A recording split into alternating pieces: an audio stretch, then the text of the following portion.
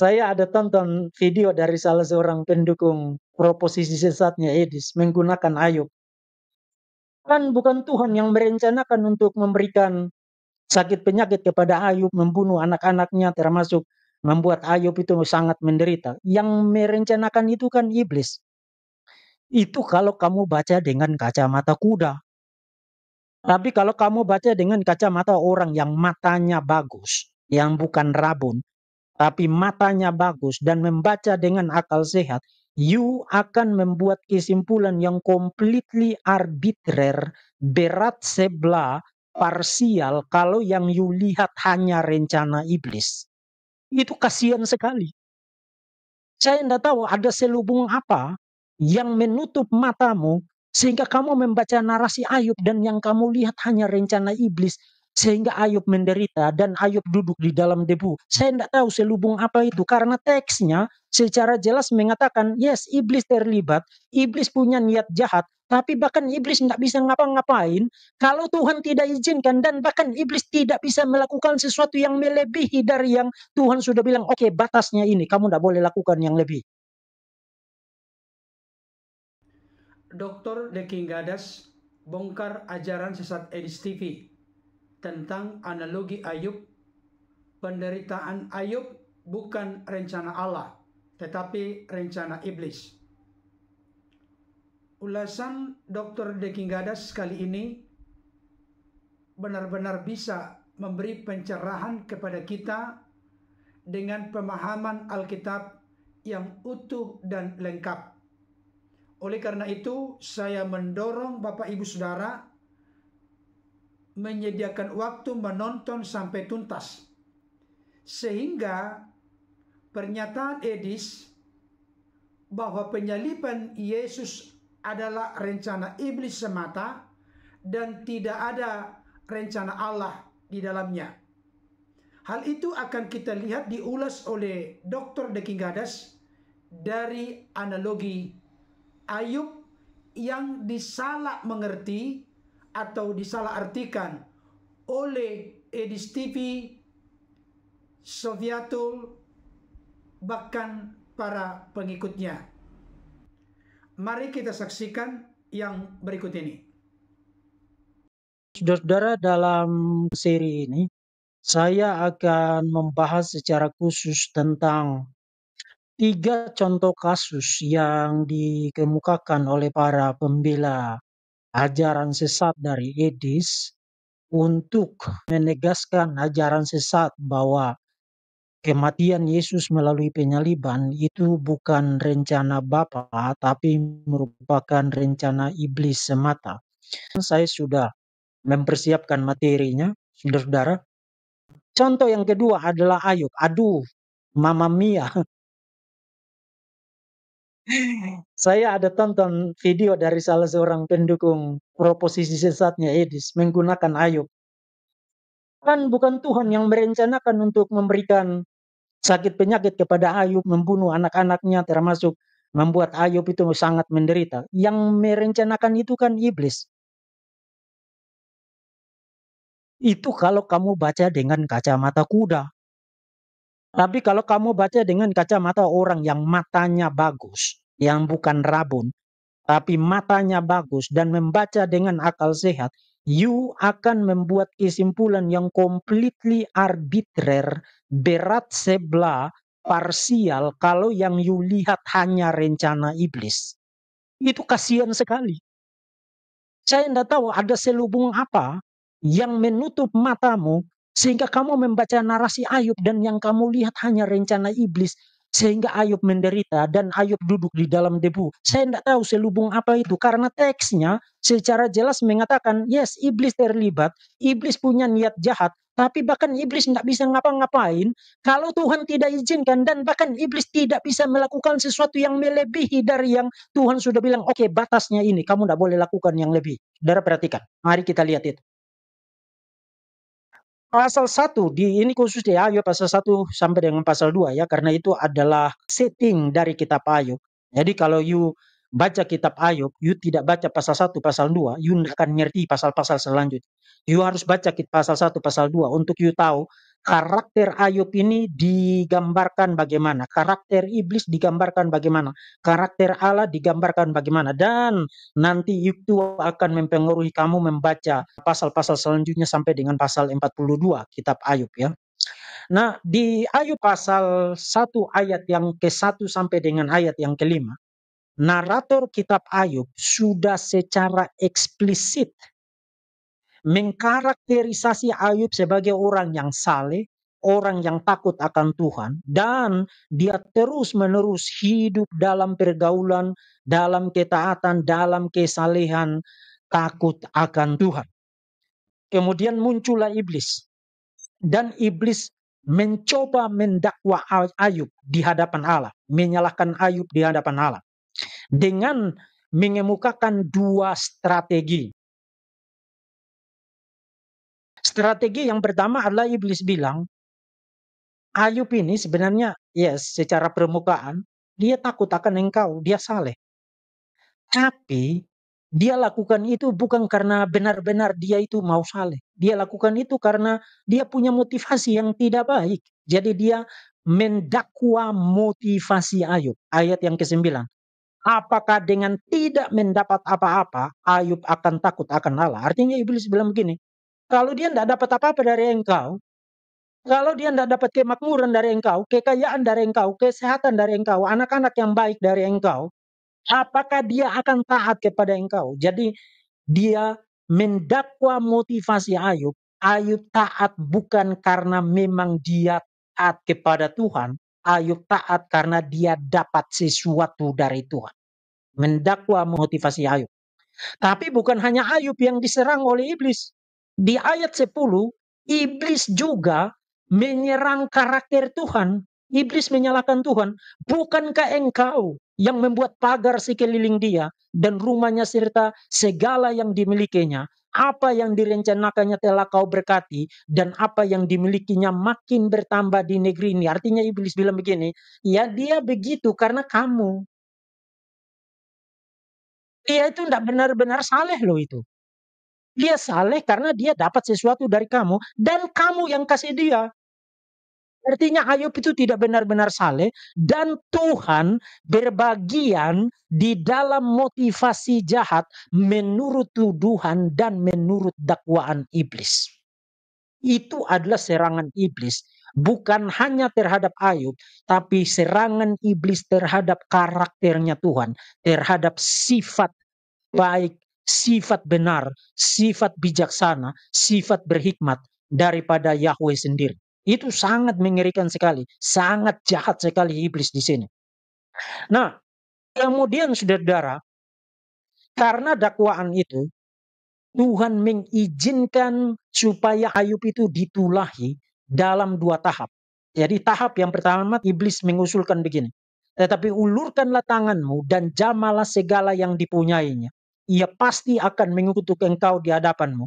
Maka firman Tuhan kepada iblis, nah segala yang dipunyainya ada dalam kuasamu. Hanya janganlah engkau mengulurkan tanganmu terhadap dirinya.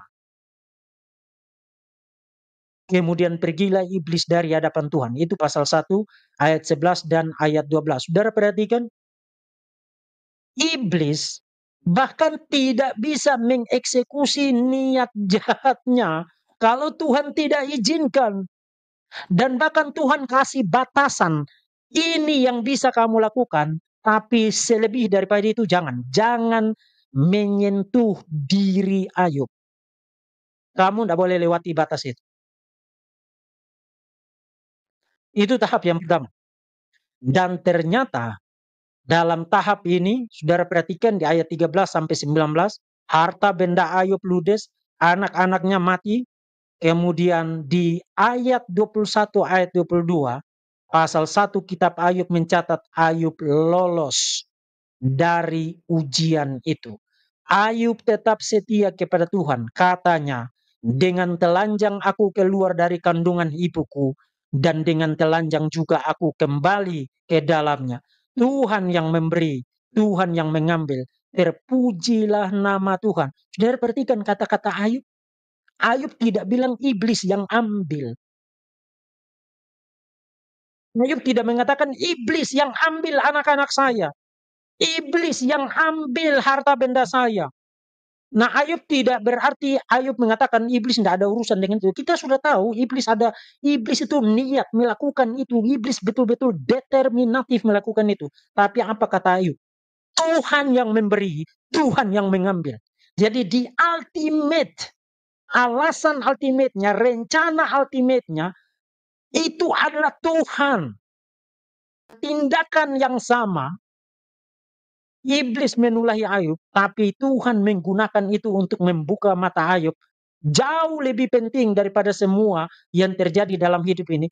Ayub melihat Tuhan. Ini datang dari Tuhan. Kalau ini pergi, itu karena Tuhan yang ambil. Ayub tidak menceraikan Tuhan dari apa yang terjadi di dalam hidupnya. Dan tidak menceraikan bukan dalam arti kalau begitu maka Tuhan salah. Kan idenya itu seperti di dalam Kejadian pasal yang 45 dan Kejadian pasal 50 tadi, bukan? Tindakan yang sama digunakan oleh iblis untuk maksud jahat, tapi Tuhan gunakan tindakan yang sama untuk maksud baik. Sekarang Ayub membuat satu statement of faith, membuat satu credo, satu pengakuan iman. Tuhan yang memberi, Tuhan yang mengambil. Terbukti iblis salah. Iblis pikir, oh dia taat, dia saleh. Karena you berkati dia, sekarang mari kita ambil itu. Tuhan bilang ambil. Iblis salah. Ambil. Dan di ujung daripada tulah yang tahap awal itu, iblis terbukti sebagai pecundang, salah. Karena meskipun kehilangan anak-anaknya, meskipun kehilangan harta bendanya, Ayub bahkan mengatakan dengan lantang, aku datang dengan telanjang, kembali dengan telanjang, Tuhan yang memberi, Tuhan yang mengambil. Iblis kalah. Ayub tidak menceraikan Tuhan dari apa yang dia alami di dalam kesempatan itu. Nah, itu tahap yang pertama. Tahap yang kedua, saudara-saudara, setelah iblis dipermalukan di dalam tahap yang pertama itu, sekarang iblis datang lagi. Kulit ganti kulit. Orang akan memberikan segala yang dipunyainya ganti nyawanya. Tetapi ulurkanlah tanganmu dan jamalah tulang dan dagingnya. Ia pasti mengutuki engkau di hadapanmu. Sekarang iblis bilang begini, ya dia masih bertahan. Karena yang terjadi pada dia itu kan sesuatu di luar dirinya. Setinya dia mau bilang, Ayub itu egois. Dia tidak benar-benar cinta anak-anaknya. Dia tidak benar-benar peduli dengan orang-orang lain. Dia hanya pikir dirinya sendiri, oh terserahlah anak-anak saya mati, yang penting saya tetap selamat. Jadi sekarang dia masih menuduh motivasi jahat dari Ayub. Tadinya bilang Ayub taat kepada Tuhan karena maruk, menginginkan kenyamanan dari Tuhan, Tuhan kasih kenyamanan, maka dia taat. Begitu dibuktikan salah, terbukti iblis menjadi pecundang pada tahap yang pertama, sekarang dia bilang, Ayub itu egois. Dia tidak benar-benar peduli dengan orang lain. Coba sekarang ulurkan tanganmu, jamalah dirinya, biar dirinya sendiri yang kena. Apakah dia masih ngomong yang sama atau tidak? Dan tulah yang kedua ini memang betul-betul berat dan itu memakan 40 sekian pasal hanya untuk mengelaborasi penderitaan pada tulah tahap yang kedua ini. Kemudian dikatakan di dalam bagian itu, maka firman Tuhan kepada iblis, nah dia ada dalam kuasamu, hanya sayangkan nyawanya. Artinya kamu tidak boleh apa-apain nyawanya Ayub. Satu kali lagi, iblis bahkan tidak bisa apa-apain tanpa izin dari Tuhan. Iblis bahkan tidak bisa ngapa-ngapain melampaui yang Tuhan izinkan. Tuhan bilang, saya izinkan dan batasnya begini. Kamu iblis, kamu tidak boleh lakukan apapun di luar dari izin itu dan melebihi daripada izin itu. Itu jelas sekali. Kedaulatan Allah yang full control, in control, mutlak, absolut. Tidak bisa diganggu gugat. You lihat dengan sangat jelas di dalam Ayub pasal 1, Ayub pasal yang kedua. Kemudian saudara-saudara yang terkasih, singkat cerita Ayub duduk di dalam debu, kemudian dihibur oleh teman-temannya, berdebat bolak-balik. Sampai pada akhirnya teman-teman Ayub yang datang sebagai penghibur, mereka menyalahkan Ayub, mungkin engkau sudah berdosa maka engkau harus minta ampun, bla bla bla. Dan di akhirnya Tuhan menyalahkan teman-teman Ayub. Ayub harus mempersembahkan korban supaya mereka jangan dikutuk oleh Tuhan. Dan di akhir dari penderitaan panjang Ayub itu, di pasal 42, ini yang dikatakan oleh Ayub. Aku tahu bahwa engkau sanggup melakukan segala sesuatu dan tidak ada rencanamu yang gagal. Yang dilihat oleh Ayub di situ adalah rencana Allah. Dan rencana Allah di situ tidak gagal. Tidak gagal dalam hal apa? Tidak gagal dalam hal memperlihatkan bahwa Ayub yang ditulahi dengan sangat hebat, duduk di dalam debu, di dalam kehinaan, di dalam kesakitan, di dalam humiliation, total humiliation itu. Rencana Tuhan tidak gagal. Nah, rencana Tuhan tidak gagal dalam hal apa? Apa spesifiknya rencana Tuhan tidak gagal? Saya kasih tahu saudara dua hal. Pertama, terbukti kecurigaan dakwaan iblis bahwa karakter Ayub itu jahat. Dia egois, dia cinta diri, dia hanya menginginkan kenyamanan dari Tuhan. Terbukti itu gagal. Kenapa gagal? Karena ia tahu jalan hidupku. Seandainya ia menguji aku akan timbul seperti emas. Saudara lihat, iblis mencanangkan tulah itu untuk destroy Ayub. Mendakwa Ayub. Tujuan yang totali jahat. Tidak ada maksud baik di dalamnya. Tapi tindakan yang sama digunakan oleh Tuhan untuk apa? Karena ia tahu jalan hidupku. Seandainya ia menguji aku akan timbul seperti emas. Tindakan yang sama digunakan Tuhan untuk mengasah karakter sifat dari Ayub, menjadikannya seperti emas. Itu kata-kata Ayub di dalam pasal 23 ayat yang ke-10. Seandainya dia menguji aku akan timbul seperti emas. Dan rencana itu tidak gagal, bukan? Hari ini kalau you mau bicara tentang ketekunan di dalam penderitaan dengan tetap percaya kepada kebaikan Tuhan, tetap percaya kepada kedaulatan Allah, bergantung kepada Allah sepenuhnya, siapa tokoh yang akan kamu jadikan sebagai teladan? Of course, selain Tuhan Yesus. Ayub. Rencana Tuhan tidak gagal. Seandainya dia menguji aku akan timbul seperti emas. Tindakan yang sama loh. Tulah yang sama loh. You tidak bisa menceraikan Tuhan daripada apa yang dilakukan oleh iblis. Tuhan menghendaki tindakan yang sama, tapi dengan maksud yang completely berbeda dari iblis. Dan Tuhan tidak berbagian di dalam kejahatan maksud jahat daripada iblis. Tuhan menggunakan itu untuk maksud yang baik, yang mulia, yang benar, yang mempermuliakan dia. Seandainya dia menguji aku akan timbul seperti emas. Bukan hanya soal karakter Ayub, tapi juga soal the faith of Job. Juga soal iman daripada Ayub. Saudara lihat pasal 19 ayat 25. Tetapi aku tahu penebusku hidup dan akhirnya dia akan bangkit di atas debu. Saudara, tadi malam saya baca buku dari John Walton. Saudara bisa lihat di screen sekarang. How to read Job. Tidak terlalu jerap ya. Bagaimana membaca kitab Ayub dari John Walton. Dan saya mau cek bagaimana komentar dari John Walton terhadap Ayub pasal yang ke-19 ayat yang ke-25. Aku tahu penebusku hidup dan dia akan bangkit dari dalam debu. Dan John Walton mengatakan, no, itu tidak bicara tentang kristologi. Itu tidak bicara tentang Yesus. Ayub itu mencari vindikasi, bukan mencari justification. Kitab Ayub itu tidak ada kaitan langsungnya dengan Tuhan Yesus. Saudara-saudara yang terkasih, komentar-komentar begitu, meskipun dari profesor ya, itu komentar yang sudah dipengaruhi oleh apa yang disebut dengan modernisme. dipengaruhi oleh liberalisme. Jadi menceraikan deunity, kesatuan dari perjanjian lama dan perjanjian baru. Saya sudah punya satu sesi lebih dari 1 jam di channel ini. Para admin bisa bantu tentang kristologi kitab Ayub.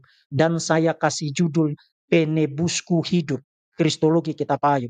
Dan saya buktikan apa yang dikatakan oleh Ayub di sini itu memiliki dimensi futuristik dan kristologis.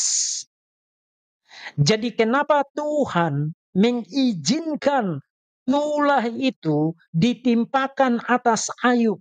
Oh, iblis memaksudkan itu untuk kejahatan. Tidak usah ngomong itu lagi, kita udah tahu itu. Kenapa Tuhan mengizinkan tindakan itu? Tuhan mengizinkan itu untuk apa?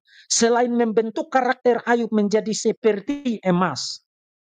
Tapi Tuhan mengizinkan itu karena melalui tulah itu, penderitaan Ayub, di tengah-tengah penderitaan hebat Ayub itu, Ayub akan bangkit dan menyerukan satu pengakuan iman yang memberikan lontaran futuristik, lontaran profetik, kalau kita mau katakan begitu, atau prediktif, futuristik mengenai penebuski hidup dan dia akan bangkit dari dalam debu. Apa yang terjadi pada Ayub? Iblis maksudkan untuk sesuatu yang remeh-temeh sekali, sesuatu yang jahat sekali.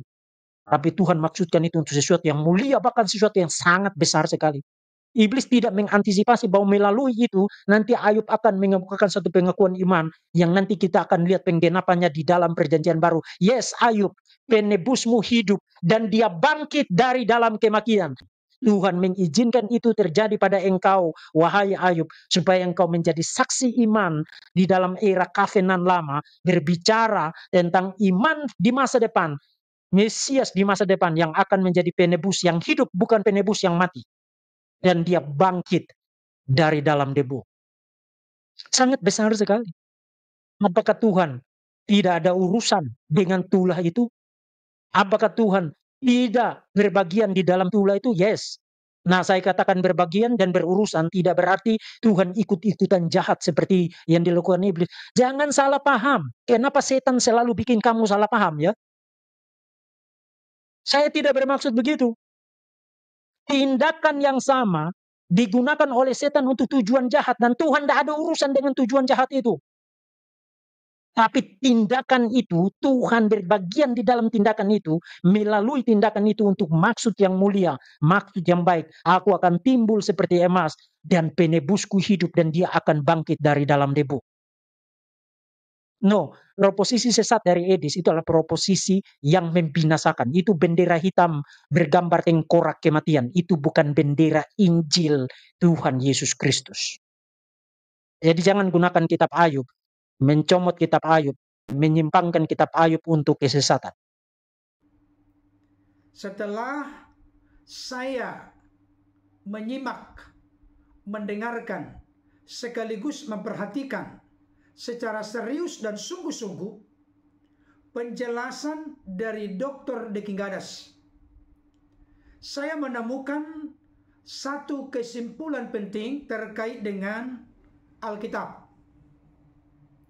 Ada banyak mutiara kebenaran di dalam Alkitab yang bisa luput dari pengertian pemahaman kita ketika kita memiliki satu pendekatan yang keliru dan salah, di mana kita sudah membuat sebuah kesimpulan dulu, barangkali kita dengarkan atau saksikan dari penjelasan orang lain, tanpa kita secara teliti dan cermat memperhatikan ayat demi ayat, pasal demi pasal, bahkan isi satu kitab, termasuk juga dibandingkan dengan kitab-kitab lain secara keseluruhan. Ada dua istilah penting di dalam mempelajari Alkitab yang perlu kita perhatikan dan ini sangat basic atau mendasar. Pertama, eisegese. Kita sudah punya opini, pendapat, konklusi, kesimpulan dulu, baru kita ambil ayat-ayat firman Tuhan yang mendukung opini kita. Ini adalah cara yang keliru dan salah dalam memahami Alkitab. Yang tepat dan benar adalah eksegese. Kita biarkan Alkitab itu berbicara apa adanya. Kita lihat konteks dekat, konteks sedang, konteks jauh, bahkan secara holistik menyeluruh isi Alkitab tersebut, sehingga meminimalisir, memperkecil kekeliruan, kesalahan dalam membangun doktrin atau ajaran yang baik, benar, serta bertanggung jawab. Oleh karena itu, saran dan masukan saya kepada Elis TV, Elia Miron, Sofiatul, dan juga para pengikutnya, mari kita sama-sama memiliki kerendahan hati dan meningkatkan keseriusan, kesungguhan, serta ketelitian dan kecermatan yang lebih dan lebih lagi dalam memahami Alkitab. Kalau tidak, nanti kita akan membuat kesimpulan-kesimpulan yang prematur, kesimpulan-kesimpulan yang tidak komplit, tidak utuh, tidak lengkap. Sehingga ketika kita sampaikan ke publik, dan publik yang memang begitu polos dan lugu menyaksikan, mendengarkan, memperhatikan apa yang kita sampaikan, mereka langsung manggut-manggut, setuju, dan membenarkan, mengiyakan, mengaminkan apa yang kita sampaikan. Tapi ternyata ketika kita melihat secara holistik, secara menyeluruh, apa yang telah kita sampaikan, dan menurut kita itu adalah sebuah kebenaran yang sudah bisa dipertanggungjawabkan, ternyata masih sangat dangkal dan tidak utuh atau tidak lengkap.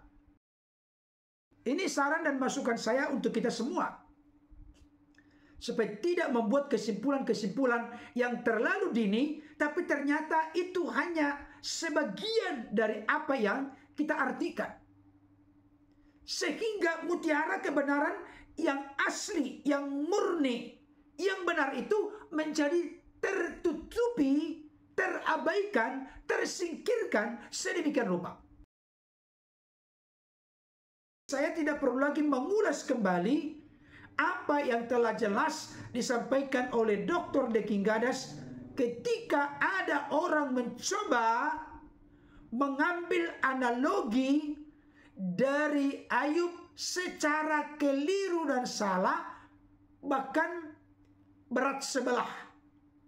Tapi ternyata ketika dibongkar, digali, dieksplorasi sedemikian rupa, terbukalah mata hati, mata rohani kita, bahwa apa yang disimpulkan oleh Edis dan pengikutnya mengambil analogi, baik itu analogi Yusuf, analogi Ayub, analogi Paulus, dan analogi-analogi lain, ternyata kesimpulannya sangat prematur dan tidak sesuai dengan orisinalitas, keaslian, kebenaran Alkitab secara keseluruhan.